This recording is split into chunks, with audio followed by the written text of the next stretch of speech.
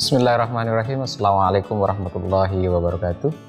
Ketemu lagi dengan saya Abiddi Aziz Faiz. Di video kali ini saya akan membicarakan mengenai teori agama sebagai konstruksi sosial Peter L. Beger. Ini teori yang sangat menarik perlu dibicarakan. Beberapa ilmuwan sosiolog melihat bahwa Peter L. Beger ini melihat agama dari fenomena sosial sebagai hal yang sangat komprehensif.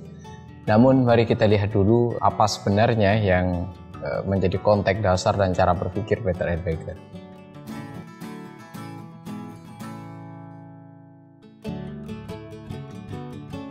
Mari kita lihat Peter L. Beger itu merupakan seorang yang dianggap selama ini ahli di dalam bidang sosiologi dan juga teologi. Ia lahir pada tanggal 17 Maret 1929. Dia lahir di Austria, di Vienna, lalu besar di kota Wina. Namun pasca Perang Dunia II dia pindah ke Amerika Serikat. Memang selama ini dia banyak bekerja di beberapa lembaga di Amerika Serikat, di beberapa kampus, tidak terlepas dari sosiologi dan teologi. Ini nanti dua hal ini yang menjadi pikiran atau landasan dasar sosiologi agamanya Peter L. Beger. Pekerjaan dia di berbagai lembaga itu misalnya dimulai dari bekerja menjadi profesor muda di Universitas North Carolina. Kemudian pada tahun 1958 dia menjadi profesor madya di Harvard. Lalu pada tahun berikutnya dia memiliki jabatan yang juga menjadi seorang profesor sosiologi di New School for Social Research, itu di Boston College.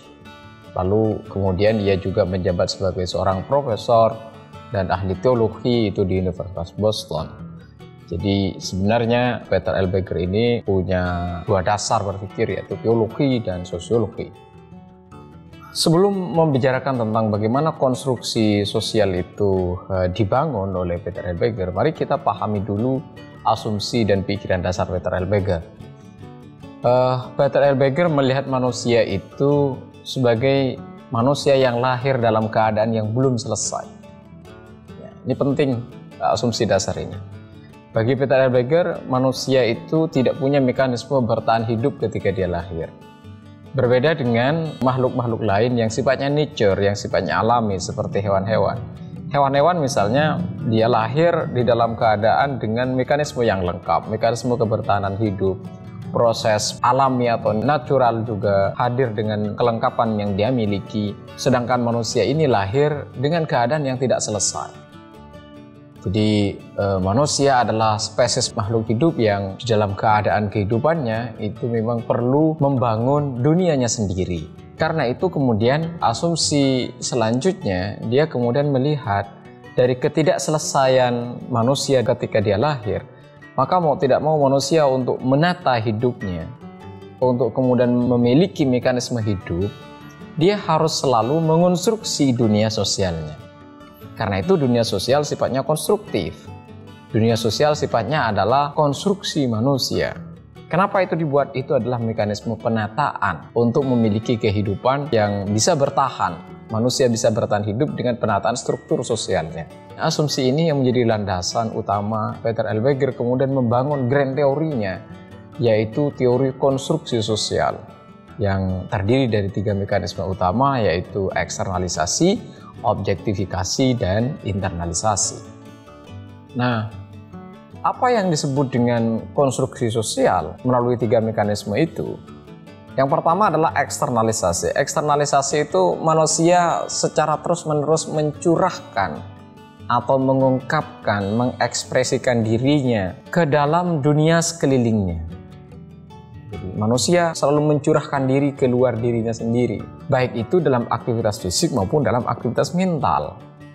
Mengapa ini dilakukan manusia? Kan itu pertanyaannya.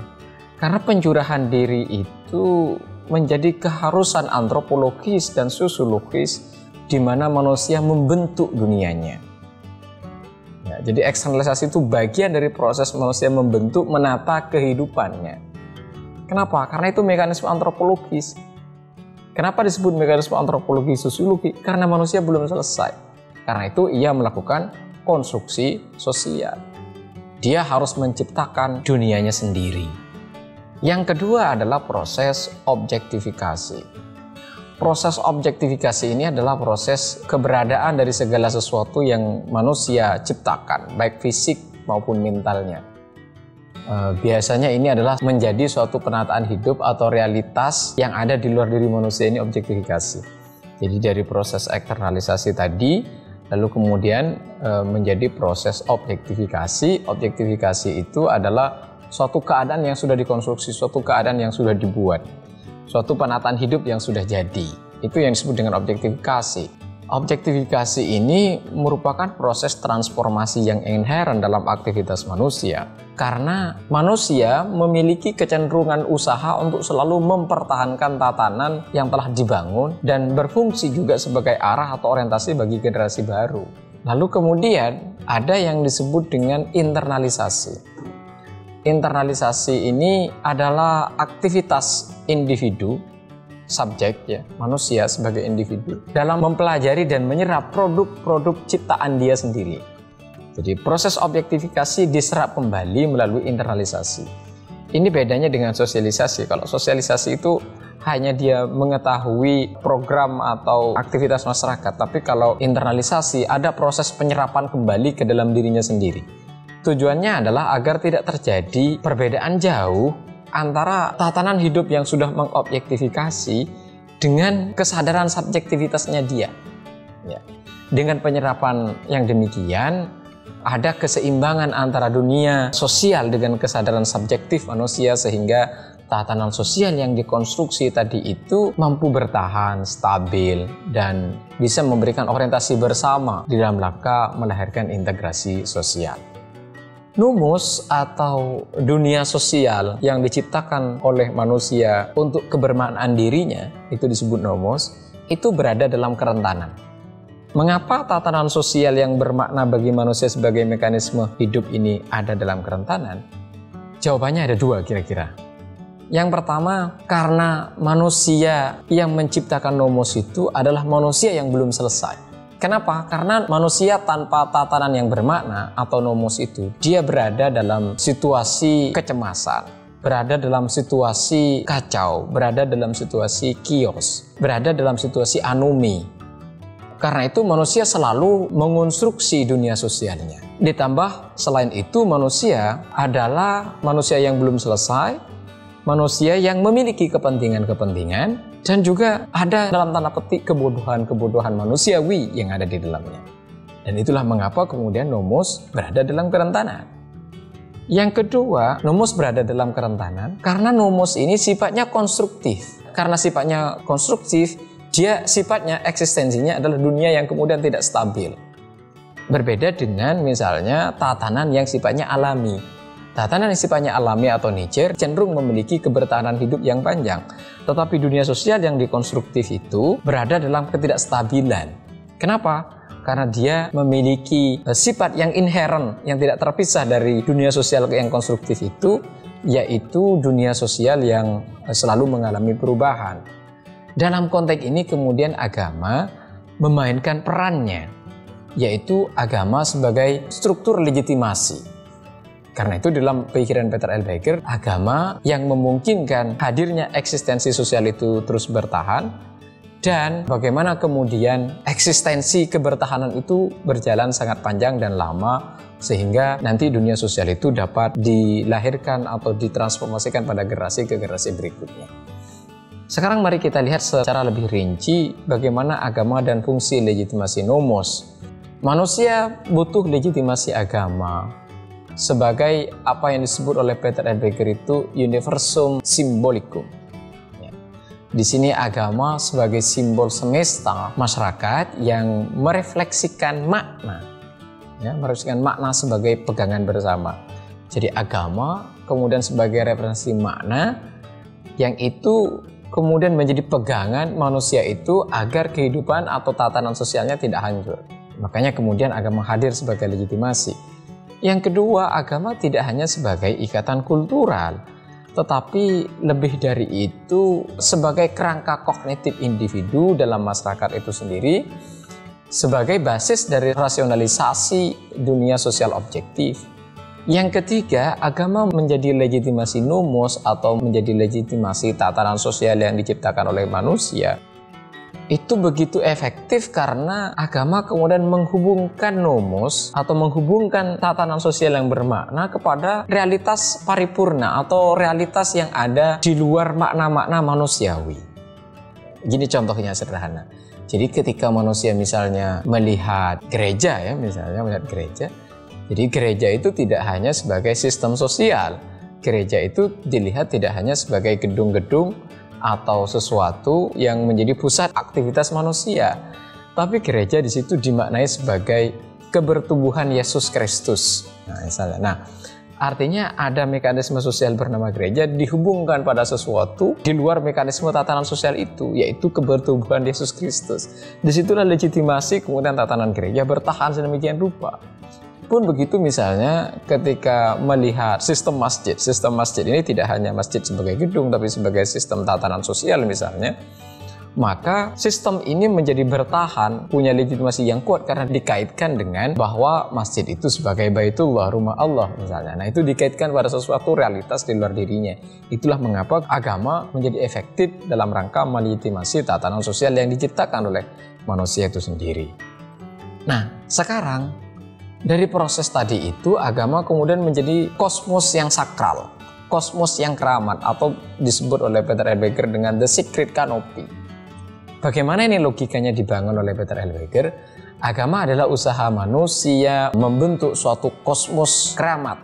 Keramat itu adalah kualitas kekuasaan misterius. Sesuatu yang keramat ini menciptakan dan mengatur kosmos yang tidak lagi dibayangkan dalam kerangka sosial. Sesuatu yang keramat itu mekanisme yang mampu mempertahankan tatanan sosial yang diciptakan manusia, dan itu tadi sekali lagi dihubungkan pada sesuatu yang misterium, sesuatu yang menakjubkan di luar tatanan manusiawi. Yang kedua adalah kosmos keramat ini adalah bagian dari realitas yang transinden. Apa yang dimaksud dengan realitas transinden adalah suatu di luar lingkungan kemengadaan manusia, jadi di luar eksistensi manusia. Di sisi yang lain, kosmos yang keramat ini sebagai bagian dari yang transinden, dia juga bagian dari yang imanin. Proses yang imanin itu adalah proses yang melingkupi kehidupan manusia dan menjadi tatanan bermakna bagi manusia dalam mengonstruksi dunia sosialnya. Jadi agama dalam konteks ini tidak hanya menjadi kosmos keramat yang transinden, tapi juga imanin. Nah, apa tujuan dari kosmos keramat ini dalam konteks konstruksi sosial? Tujuan yang kosmos keramat ini dalam konteks konstruksi sosial adalah sebagai mekanisme pemeliharaan struktur yang dibangun secara sosial. Kenapa kosmos keramat menjadi mekanisme kebertahanan konstruksi sosial? Karena dunia sosial yang dikonstruksi oleh manusia itu berada dalam keadaan rentan. Mengapa rentan? Karena dunia sosial sifatnya satu konstruktif, didasarkan pada aktivitas manusia yang belum juga selesai dalam membangun mekanisme hidupnya. Karena itu butuh kosmos keramat, butuh agama dalam konteks ini untuk membangun kebertahanan itu sendiri. Sekarang pertanyaan yang perlu kita ajukan, bagaimana kosmos keramat itu dibentuk? Kosmos keramat itu dibentuk begini. Pertama, melalui apa yang disebut oleh Peter L. Berger di awal itu sebagai bagian dari eksternalisasi. Mengapa manusia mengeksternalisasi agama? Karena manusia selalu menghadapi pada kenyataan di mana konstruksi sosial atas dunianya itu rentan. Dunia sosial yang diciptakan manusia rentan, kemudian untuk mempertahankan dunia sosial yang dibentuk itu dari kerentanan, dari sebagainya, maka dia mengeksternalisasi agama. Yang kedua, terjadi apa yang disebut dengan objektifikasi agama. Objektifikasi agama terjadi karena agama yang suci atau wahyu dalam konteks ini ketika berada dalam dunia sosial menjadi sekumpulan makna, menjadi worldview, menjadi cara pandang, menjadi cara berpikir, menjadi cara pandang akan dunianya ketika individu itu berinteraksi dalam dunia sosialnya yang sekuler. Ini yang kemudian mempertahankan nomos dan memungkinkan untuk mentransformasikan pada generasi berikutnya. Yang ketiga adalah dunia sosial itu juga dibangun dari proses internalisasi, di mana individu menerima dan menghayati nilai-nilai agama, yang kemudian nilai-nilai agama itu ditransformasikan kembali pada dunia sosialnya. manusia kemudian menginternalisasi, menghayati, menerima kembali bahwa agama sebagai bagian dari kesadarannya, dan nilai-nilai itu kemudian ditransformasikan dalam bentuk dunia sosialnya kembali. Inilah mengapa Dr. Eilbacher bilang bahwa agama menjadi sebab terdekat dari tindakan sosial manusia. Karena itu kemudian kalau kita melihat agama dalam proses konstruksi sosial itu, pertama, agama tidak dapat dipisahkan dari proses pembentukan berbagai realitas atau pembentukan dunia yang manusia ciptakan melalui 3 proses, yaitu proses eksternalisasi, proses objektifikasi, dan proses internalisasi. Berger kemudian mengambil kesimpulan bahwa peran agama tidak semata-mata sebagai pemeliharaan dunia, ya, sebagai mekanisme kosmos, mekanisme legitimasi, atau yang disebut dengan world maintenance, tetapi di sini agama juga sekaligus sebagai pembangun dunia, sebagai konstruksi dunia. Jadi agama memainkan 2 itu. Yang ketiga adalah peran utama agama dalam pembentukan dan pemeliharaan dunia sosial itu terletak pada bagaimana kekuatan agama melegitimasi nomos sebagai mekanisme kebertahanan dari dunia sosial yang diciptakan itu, sehingga melanggengkan tatanan sosial tersebut pada generasi dan antar generasi berikutnya. Jadi ada semacam nomos yang diciptakan sebagai mekanisme bertahan dari manusia yang belum selesai itu ditransformasikan ke generasi-generasi berikutnya. Agar ini bertahan, di situ butuh apa yang disebut dengan legitimasi agama. Jadi dalam konteks ini agama sebagai konstruksi sosial dan agama sebagai mekanisme kebertahanan dunia sosial. Kira-kira itu yang dimaksud oleh Dr. Eilbacher. Saya kira itu teman-teman sekalian, terima kasih. Jika ada yang memang belum dipahami secara teoritis maupun makna-makna istilah, Anda bisa memberikan pertanyaan, penyangkalan, maupun memberikan penjelasan lebih jauh di kolom komen YouTube. Nanti akan saya komentari juga, akan saya balas, dan semoga menjadi diskusi yang menarik. Saya kira itu teman-teman sekalian, jangan lupa bahagia. Terima kasih. Assalamualaikum warahmatullahi wabarakatuh.